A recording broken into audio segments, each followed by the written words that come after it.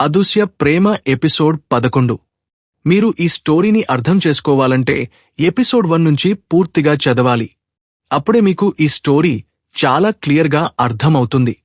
Daman plans తెలుసుకున్న ఆర్య ఏం చేయబోతున్నాడో మనం ఈ ఎపిసోడ్లో తెలుసుకుందాం. డామన్ ఒక భారీ డీల్ చేయబోతున్నాడు. ఈ డీల్తో తన మాఫియా చరిత్రలో మరో మైలురాయిని తాకబోతున్నాడు. ఎన్నో ఆశలతో డామన్ తన ప్లాన్ని ప్రిపేర్ చేసుకుంటున్నాడు. అంతా మంచిగా జరిగితే డామన్కి కొన్ని కోట్ల డాలర్స్ వచ్చి పడతాయి. తను ఎప్పటినుంచో ఇలాంటి బిగ్ డీల్ కోసం వెయిట్ చేస్తున్నాడు. తన దగ్గర ఉన్న రౌడీలు అందరినీ సెక్యూరిటీగా పెట్టుకున్నాడు. సుమారు 200 పైగా రౌడీలు కాపలాగా ఉన్నారు. అందర్నీ చాలా జాగ్రత్తగా మానిటరింగ్ చేస్తున్నాడు.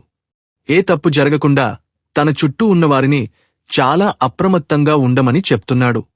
ఇలాంటి బిగ్ డీల్ సింగపూర్లోని సిటీలో చేయటం కుదరదని డామన్కి బాగా తెలుసు.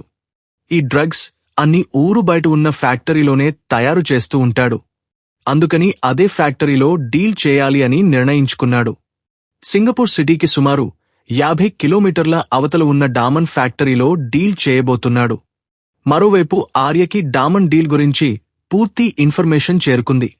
ఆర్య ఒక్కసారిగా గంభీరంగా నవ్వుతూ, ఇంక నీ పని పట్టాల్సిన సమయం వచ్చింది డామన్. ఈరోజుతో నీ క్యారెక్టర్ ముగిసిపోనున్నది. రేపటి నుంచి ఈ సింగపూర్లో కేవలం ఈ ఆర్య చేసే డీల్స్ మాత్రమే జరుగుతాయి. ఈ మాటలు వినగానే అన్వర్ మరియు నందన్కి ఆర్య ప్లాన్ ఏమిటో అర్థం కాలేదు. డామన్ని చంపబోతున్నాడు అని మాత్రం పూర్తిగా తెలుస్తుంది. కాని ఎలా చంపబోతున్నాడు, ఎక్కడ చంపబోతున్నాడు అనేది మాత్రం నందన్ మరియు అన్వార్కి తెలియదు. ఎవరు కూడా భయపడకుండా నాతో పాటు రండి. మనం వెళ్లే చోట ఎంతమంది రౌడీలు ఉంటారో అలాంటివారు ఉంటారో మనకి అస్సలు సమాచారం తెలియదు. మనం మాత్రం ముగ్గురమే ఇక్కడి నుంచి బయలుదేరి వెళుతున్నాము. మనలో ఏ ఒక్కరికి కూడా ఏమీ కాదు. దానికి నేను పూర్తి రెస్పాన్సిబాలిటీ. మీరిద్దరూ కూడా నేను చెప్పింది మాత్రమే చేస్తే చాలు.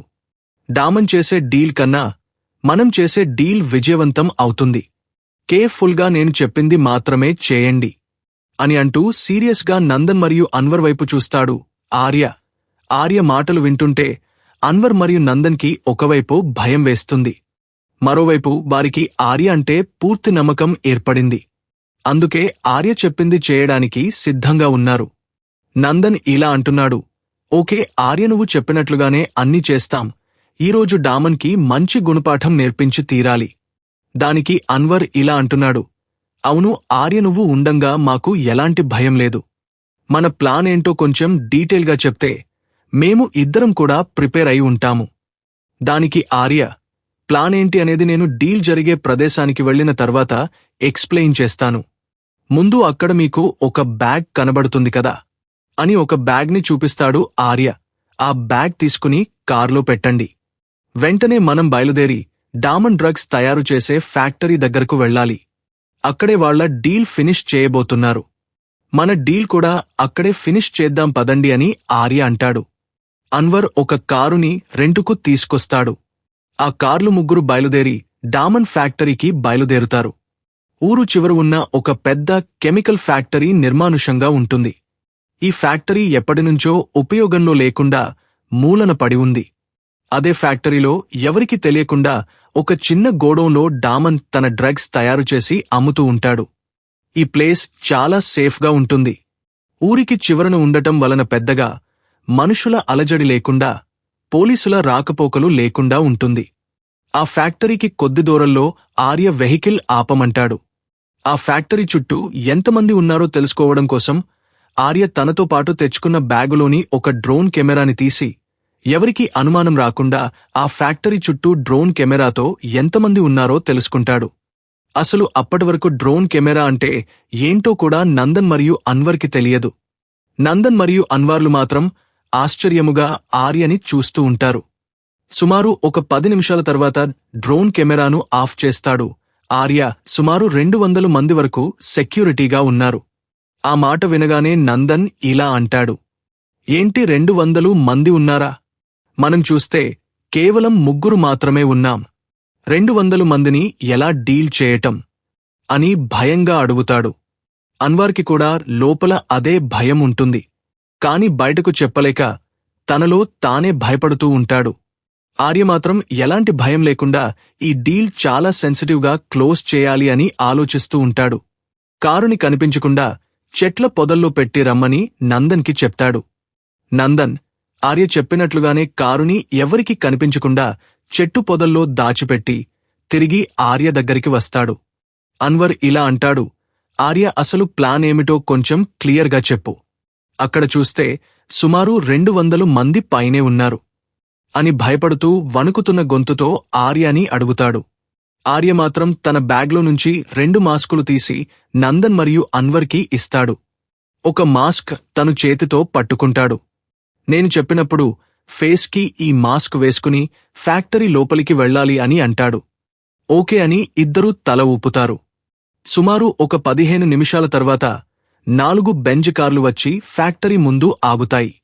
అందులో ఒక కారు మాత్రమే లోపలికి వెళ్తుంది. మిగిలిన 3 కార్లు కూడా గేటు బయటే కాపలాగా ఉంటాయి. ఒక్కొక్క కారులో 4 బాడీ బిల్డర్స్ వచ్చి ఫ్యాక్టరీ గేటు ముందు సెక్యూరిటీగా నిలబడతారు. నందన్ వాళ్లని చూసి ఇలా అంటాడు, అరే ఇప్పటికే 200 పైగా ఉన్నారు, మళ్ళీ ఇప్పుడు ఇంకొక 16 మంది వచ్చి ఆడ్ అయ్యారు. పైగా వీళ్ళు ఆ ఫ్యాక్టరీ లోపలి కూడా వెళ్లడివ్వకుండా అడ్డంగా గేటు దగ్గర నిలబడ్డారు. ఇప్పుడు వీళ్లందర్నీ దాటుకుని ఫ్యాక్టరీ లోపలికి వెళ్లి మన పని ఎలా ముగించాలి అర్థం కావడం లేదు అని ఆర్యవైపు చూస్తాడు. ఆర్య మాత్రం ఏమీ భయపడకుండా 16 మంది కాదు, 1000 మంది వచ్చినా కూడా నేను అనుకున్న పని పూర్తి చేసే ఇక్కడి నుంచి బయటికి వెళ్తాను అని అంటాడు. పదండి మనం వచ్చిన పని పూర్తి చేద్దాం అని అంటాడు ఆర్య.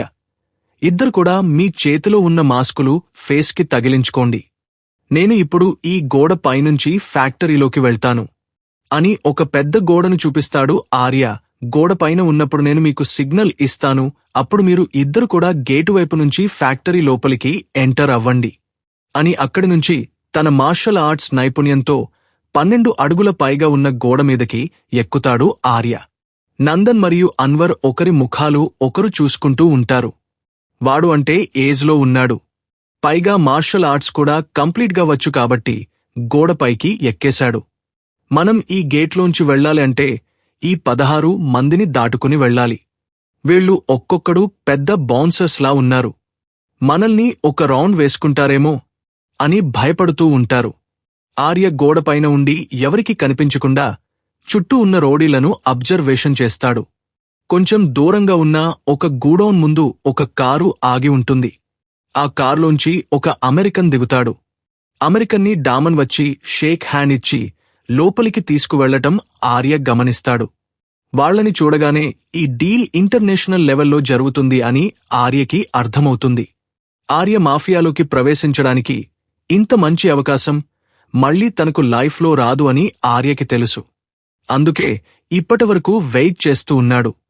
మరి ఆ డామన్ చేస్తున్న డీల్ని ఆర్య ఎలా ఎదుర్కోబోతున్నాడు?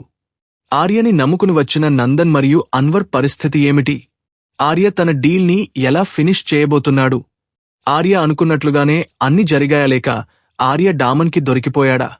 ఇలాంటి మరిన్ని ఇంట్రెస్టింగ్ విషయాల గురించి తెలుసుకోవాలంటే నెక్స్ట్ ఎపిసోడ్ వరకు వెయిట్ చేయాల్సిందే. మీకు గనక ఈ స్టోరీ నచ్చినట్లయితే తప్పకుండా లైక్ చేయవలసిందిగా కోరుకుంటున్నాము. నెక్స్ట్ ఎపిసోడ్లో మళ్ళీ కలుసుకుందాం.